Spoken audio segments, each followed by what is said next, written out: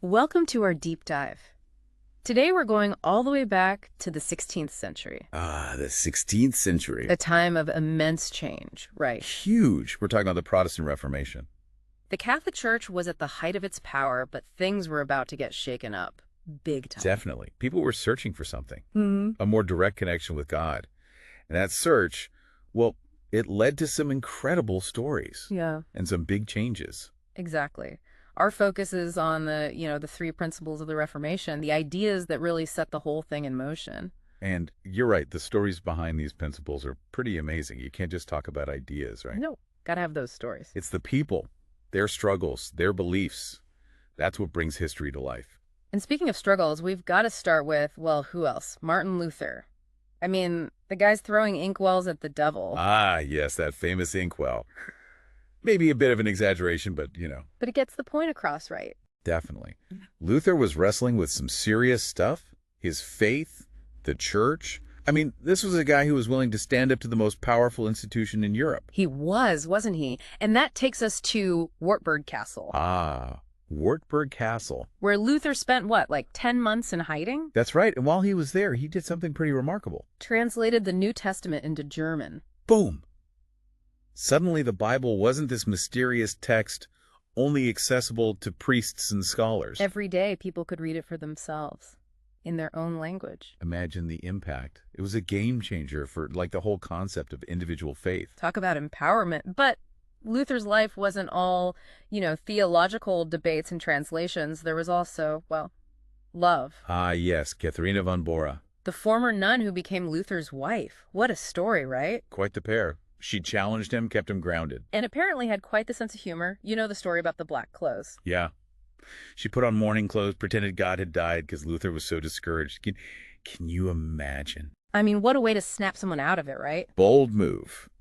But it shows the kind of woman she was. Strong, witty, and definitely not afraid to speak her mind. She sounds amazing. But Luther wasn't the only one making waves back then. Oh, no, not at all. Our source talks about these other, key figures, like stepping stones leading up to the Reformation. Each one building on what came before. Exactly. They were all pushing boundaries, challenging the status quo. Like John Wycliffe. Back in the 1300s, he translated the Bible into English. Way before Luther. Wow, that's early. It was a bold move. And then you have John Huss. Oh, John Huss. He didn't hold back, did he? Yeah. Challenging the Pope's authority head on. Nope. And tragically, he paid the ultimate price for his beliefs. Burned at the stake. It's hard to even imagine the courage it took to stand up like that. It was extraordinary. These early reformers, they really set the stage for what was to come. I mean, their unwavering belief in the Bible, that was huge. I believe it held ultimate authority, even over the Pope. Mm. And that idea, it would become central to the Reformation. Absolutely. It's all about returning to the source, right? To what they saw as the true essence of Christianity. And that desire, that yearning, it's what ultimately led to the formulation of the three principles of the Reformation. The principles that would reshape, well, everything. All right, so let's break those down, those three principles, starting with sola scriptura, which basically means... Scripture alone. It's declaring the Bible and only the Bible as the ultimate source of religious authority. no more relying solely on the church to tell you what to believe. Exactly. And this is where Luther's German translation becomes so crucial. People could finally access the Word of God for themselves. Direct connection, no middleman. Exactly. It shifted the whole power dynamic, gave people the tools to interpret the Bible for themselves, form their own understanding. I bet that was pretty revolutionary at the time. It was. And it had huge implications, not just for religion, but for, the whole way people thought about knowledge and authority. Wow. Okay, so that's sola scriptura. What about sola gratia? Grace alone. Now, this one gets to the heart of some, let's just say, controversial church practices. Like indulgences. Ah, indulgences. Basically, people were paying for forgiveness, Yeah. buying their way out of purgatory. Not exactly what Jesus had in mind, I'm guessing. You think? Hmm. Luther was furious about this. He saw it as a complete contradiction of Christian faith. Our source actually quotes Johann Tetzel, one of the guys selling these indulgences. He said, "The moment your money clinks in the collection box, a soul flies out of purgatory." Pretty crass, right? Yeah, a bit. It's like salvation for sale. Exactly. And that's what Luther was fighting against. He argued that salvation couldn't be bought. It was a gift from God, freely given through grace alone. Okay, so sola gratia is about shifting the focus from outward rituals and payments to, well, To the inner state of the heart, true faith. got it. And finally, we have sola fide, faith alone. This one emphasizes that your relationship with God, your salvation, it comes through faith in Jesus Christ, not through good works or rituals. It sounds simple, but I imagine it was a pretty radical idea back then. It was. Luther himself struggled with this. He spent years trying to find peace through good deeds. It wasn't until he embraced the idea of salvation through faith that he found true solace. That personal struggle, I bet it made this principle resonate even more with people. Oh, absolutely. It was about letting go of the burden of trying to earn salvation and finding peace in God's grace. So we have sola scriptura, sola gratia, and sola fide. Three powerful principles that challenged the church's authority and empowered individuals to seek their own path to God. Right, and that's just the beginning. These seemingly simple ideas, they had massive ripple effects. We're talking social, political, even scientific changes that shaped the course of Western civilization. Whoa. Okay, so where do we go from here? Well, we've laid the groundwork, but there's so much more to uncover. The Reformation was this massive, complex event. It's like a tangled web with threads leading in all sorts of directions. But we'll untangle those threads, don't worry. All right, I'm ready for more. Let's keep digging. Let's do it. Welcome back to our deep dive, into the Protestant Reformation. Last time we were just scratching the surface of those three principles, remember? Sola scriptura, sola gratia, sola fide. Right. Right. We talked about how the principles really shook things up. They weren't just religious ideas. No, they had this ripple effect. I mean, they influenced everything. Western civilization, the way we think, even science. It's amazing. Yeah, it is. And we were talking about sola scriptura, the idea that the Bible is the ultimate authority. Right. Before the Reformation, the church had this monopoly on interpretation. But Luther's translation, that changed everything. People could read the Bible for themselves in their own language. They could form their own understanding. Wow, that must have been, I don't know, both exciting and kind of scary, right? To suddenly have that kind of freedom. So what happened? What were the consequences of this shift? Well, it led to this explosion of critical thinking. People started questioning everything, not just religious dogma. It fueled this movement called humanism. Humanism. Yeah, it emphasized human reason. Yeah. It was all about using your own mind to understand the world, not just blindly accepting what authorities told you. So it wasn't just about religion, it was a whole new way of thinking. Exactly. And that new way of thinking, it had a huge impact on science. Oh, yeah. How so? Well, think about it. Instead of relying on, ancient texts or church teachings, people started observing the natural world. They conducted experiments, drew their own conclusions. The scientific revolution, all those groundbreaking discoveries, it's all connected to this shift in thinking. Wow. Okay. So sola scriptura helped spark the scientific revolution. I mean, who would have thought? It's pretty wild, right? But wait, there's more. Sola gratia, the idea of salvation through God's grace alone, that also had a massive impact on society. We talked about how it challenged the sale of indulgences. But how did it impact social structures? What changed? Well, the idea that everyone, regardless of their social status, could receive God's grace. It challenged the whole idea of social hierarchy. The belief that some people were inherently superior to others just because of their birthright. Ah, so it was about equality. Exactly. It planted the seeds for this idea that all people have inherent worth and dignity. And that idea, well, it's the foundation of democracy. So sola gratia contributed to the rise of democracy. Wow, these connections are blowing my mind. History's full of surprises, right? And then there's sola fide, the emphasis on faith alone as the path to salvation. That one seems pretty personal, but it also had huge social and political implications. Okay, help me connect the dots here. How did individual faith shape wider society? Well, it's about personal responsibility. You see, sola fide said it wasn't enough to just perform religious rituals. You had to actually live out your faith through your actions. So it wasn't just about believing the right things, it was about doing the right things. Exactly. And that had a huge impact on ideas about social justice, ethical conduct, you name it. If your faith wasn't just about going to church, it had to show up in how you treated other people, how you contributed to your community. Wow, the more we dig into this, the more I realize just how deeply the Reformation is woven into the fabric of Western society. It's not just about religion. It's about the whole way we see ourselves in the world. That's exactly it. And the thing is, the legacy of the Reformation, it's still very much alive. Really? How so? I mean, the ideas are centuries old. Do they still have relevance for us today? Absolutely. Take, for example, the whole concept of individual interpretation. Makes We see sense. it everywhere, right? Yeah. People are constantly bombarded with information. They have to sift through it, analyze it, decide what they believe. Yeah, that's true. Social media, news, everything's coming at us all the time. We have to decide for ourselves what's true, what's important. And that right there, that's a direct legacy of the Reformation.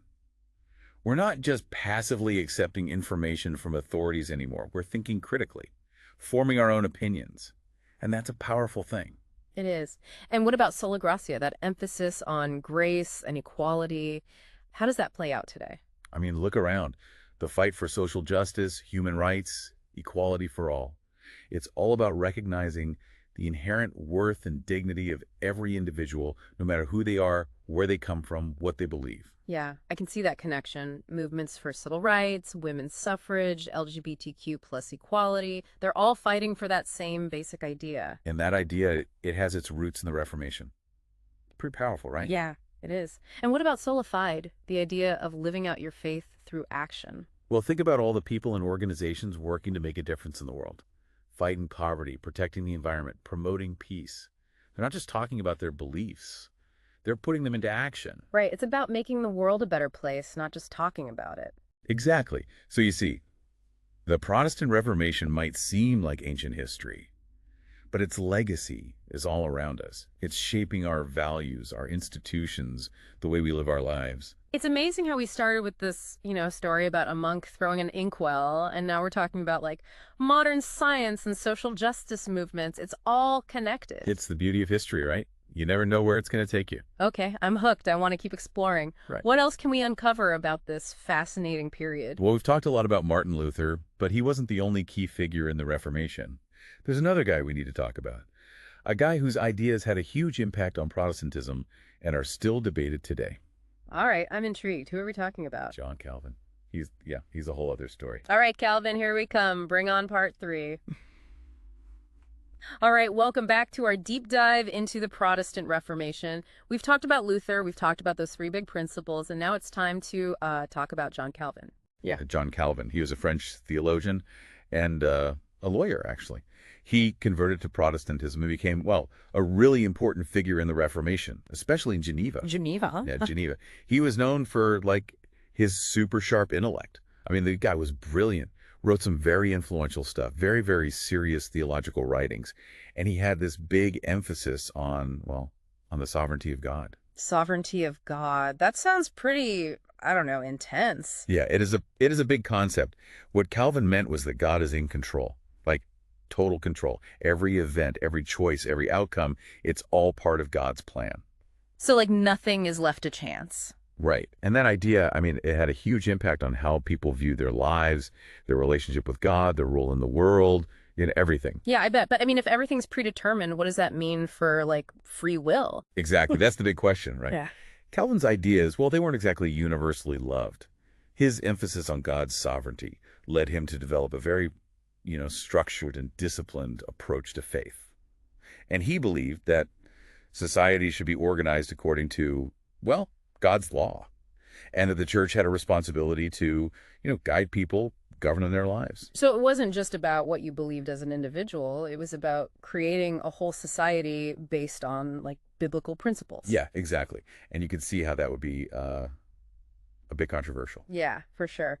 So how did that actually play out? Like, what did a Calvinist society look like? Well, in Geneva, where Calvin had a lot of influence, he instituted these, like, very strict moral codes. They regulated pretty much every aspect of life, what you wore, how you behaved, even your entertainment, and what you could buy and sell. I mean, the goal was to create a community that reflected God's will. That sounds, I don't know, a little tough to live in. Did everybody go along with it? Well, not everyone loved it, obviously. Some people felt it was too rigid, too controlling. But Calvin was a powerful figure. And his influence, I mean, it spread way beyond Geneva. His writings, especially his book, Institutes of the Christian Religion, they were hugely influential among Protestants. So even if not everyone agreed with him, his ideas had a big impact. Huge. And that's where we get Calvinism. It's a branch of Protestantism that really emphasizes God's sovereignty. And another key concept, predestination. Okay, predestination. That's another one of those big theological terms. What's that all about? Well, It's the belief that God has already chosen who will be saved and who won't, and we don't have any control over it. Whoa.